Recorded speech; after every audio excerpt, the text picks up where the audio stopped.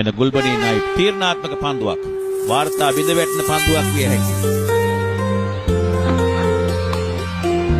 නෑ එක ලකුණක් උපන් ලකුණක් අඩුල්ලේ වැදුනා නම් මෙන වාර්තාව තබනවා මේ වෙලට පැතුම් නිස්සංක ලකුණු 190ක් ලබාගෙන ශ්‍රී ලංකා එක් දින ටිකට් වංශිකතාව තුළ පිටුකරුවෙක් එක් දිනකදී ලබා ගන්නා වැඩිම ලකුණු ප්‍රමාණය පැතුම් නිස්සංක ලබාගෙන ඊට පෙර ඒ වාර්තාවට හිමිකම් වූ සනයි ජයසූරියත් සන්නාදේ ලැබෙනවා.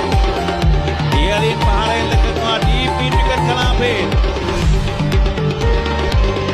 ලකුණු 6යි 196යි දැන් 196යි යුක්ත ශතකයේ ලබා ගැනීම සඳහා ලකුණු 4ක් පන්දුව ස්ථානගත කළා. ලකුණු 4ක් විය යුතුයි. ලකුණු 4 අත් කර ගන්නවා දයවර ගිඩාලෝලි අසන්නනේ නරඹන්නනේ අපි බලමු මිනිස්සුගේ තීරණය.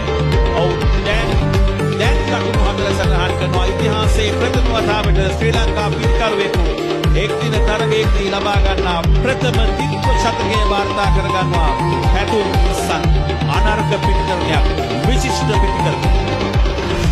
නවදා ගෝල්ගෙඩි වෙයලේදී බැක්ස් වාලේ කලාපේ ලකුණු 6යි පැතුම් නිස්සංක 6 පහර සංදර්ශනයක් දියත් කරනවා. පල්ලේකලේ ක්‍රීඩා පිටියේ මේ ඉනිමේ එල්ල කරන 12 වන 6 පහර පැතුම් නිස්සංක අවසන් පන්දුව ස්ථානගත කරනවා හතරේ සීමාව දක්වා ලකුණු 4යි.